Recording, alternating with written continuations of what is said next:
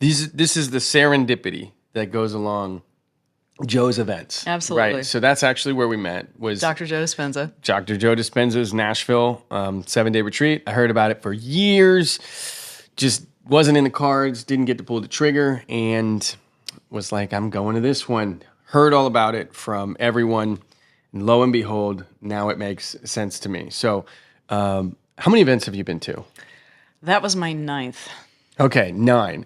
So I'm going to ask a question that I asked hundreds of times when I was there. Why 9? By the way, preface, this is not going to be a Joe Dispenza advertisement. I promise. But why 9? That's okay. My viewers and my clients are very used to hearing about Dr. Joe because I'm so impressed with what he's done with all the data. Okay. I love mysticism and real world coming together, which I'm very excited about. So when people go to these events, they literally don't come back the same person. Their microbiome has changed. I was in his microbiome study 2 years ago, and they've proven that you're not physiologically the same person, and they're measuring all kinds of things: breast milk, blood, brain patterns, and just over and over again, people are getting these crazy great results. So I'm a results person. I like to see people up leveling their life quickly and relatively easily. So for you, it's like a check-in, I think, right? Well, I always like to say it's like pulling my car into the gas station and getting topped off. So when you're around 2,000 amazingly cool people like yourself, I mean, I wouldn't have met you otherwise. Thank you. Yeah. But every time I go, I meet a handful of just people that I end up staying in touch with for a long time. There's amazing people from all over the world, about 2,000 people. And when you're meditating for that many hours with that many people, the energy in the room is just magnificent. And it feels so good. And again, the health outcomes, because the scientists are just gobstruck. They say there's no drug, that does even a third of what this is doing. It has none of the side effects. In movies like The Source, which Joe has put out recently, people are able to understand and learn how this stuff works. That was the big thing for me. I think I've told the story before, but here's just a really short version. I read this book about how to buy businesses. It's a book no one's ever heard of. The Dirty Little Secrets of How to Buy a Business No One Wants to Tell You. I reach out to the author. Lo and behold, he responds to me. While I'm talking to him, I asked for 3 books. Always ask this question. It is entirely for selfish reasons. One of the books, he's like, you have to read Breaking the Habit of Being Yourself. Now, I had already finished the book. I had dove into his work and done his meditations. So I'm like, I'm in that honeymoon high phase of I'm passing it to everyone. So this guy who's done hundreds of millions in revenue bought 57 businesses at the time. He even corrected me and said it was higher then, so it's probably even more now. In other words, this very down-to-earth, non-woo-woo person is like, I recommend his book more than my book. It made me go, okay, I knew I stumbled on something and I was in the honeymoon high. Tell me more. The title of the book alone is brilliant because I help people for 23 years. I help people with acupuncture and nutritional medicine.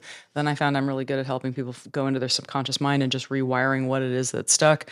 The subconscious mind is many, many times what the conscious mind is. It's 5% compared to 95%. It's 40 bits of information compared to 40 million bits of information. So when you can help somebody find what their biggest block is in their subconscious mind and rewire that, then the results are just spectacular.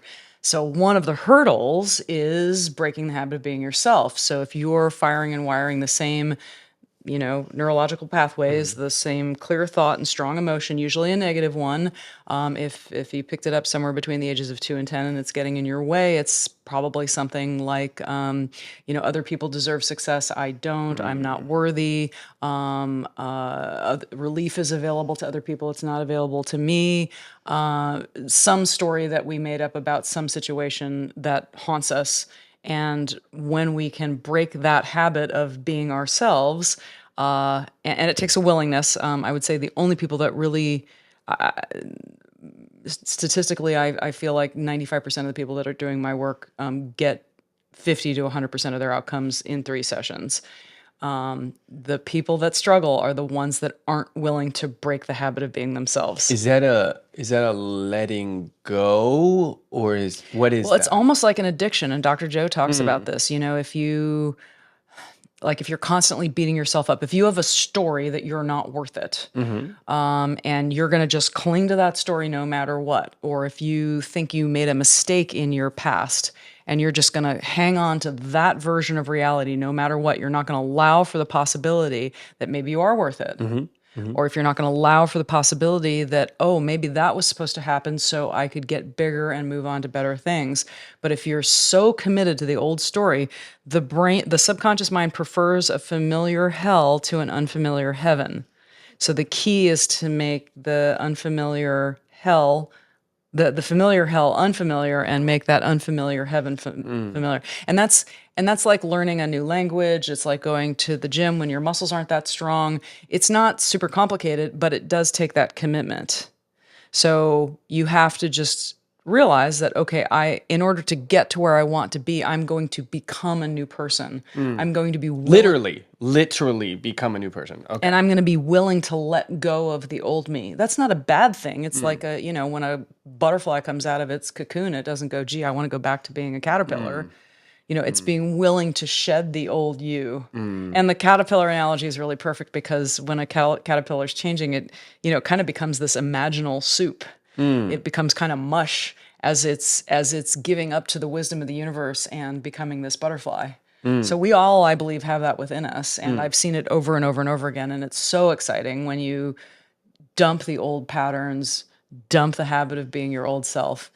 Joe has a famous meditation called changing boxes, where you just kind of you recognize, oh, okay, this is the old me, this is the old familiar pattern, and I'm changing and I'm going to this new familiar pattern, and you start to associate positive feelings to that, and then you can become addicted to the new you rather than the old you. It's changing boxes, and what is it? The blessing of the energy centers are the two meditations that I've been doing his work for a long time. Never had the opportunity to go to his seminar, as I said, but I am very future pacing, right? I'm very much so in setting an intention on I want this outcome or I want that. Whereas changing boxes does a little bit of that, but specifically, blessing of the energy centers is much more about being present. It's not as much like imagine this or step into those shoes or anything like that. Those are the two that, for lack of better words, I kind of avoided. I don't know how to explain that, but And I that's wouldn't okay. volunteer to do it. And now I do. People say, which is the best meditation? Whatever meditation works for you, whichever one you gravitate to. Those do work rather differently. Blessing of the energy centers, you're just giving your love and your energy and your light to your energy centers, and they respond. And I just wanted, since then, I think it's been about 2.5 weeks since his event, I've been doing daily. Just because somebody had said to me, like, it came up in conversation and I shared that with him and I just told him it just happens to be and it's not a dislike. It's just if I scrolled through and I was like, which one do I feel like I could do? Conveniently, it was never that one, right? And there's also some of the variations that have the breath work, and there was 100, and you're like, I don't really, it's early, I don't want to do that, right? There's a whole, ball of wax behind it. But for me now, somebody said something, one of the amazing people that I met, which are a lot, such as yourself, she's like, that's probably the one that you're avoiding, and there's probably a reason behind it. You should probably try that. And since then, I've been doing that almost on a daily basis, and I've really come to enjoy and love that, right? So to even say to someone that there's a possibility of meditating for between 45 minutes and 2 hours on a daily basis sounds, 1, terrible, 2, horrifying, 3, not going to do it. Like I couldn't do it. I'm incapable of doing it, right? How did you get into this world? Like, me and you clicked pretty quickly when we met, either at breakfast or lunch, on a few topics, and maybe some of them we'll cover and maybe some of them we'll avoid, wink, wink.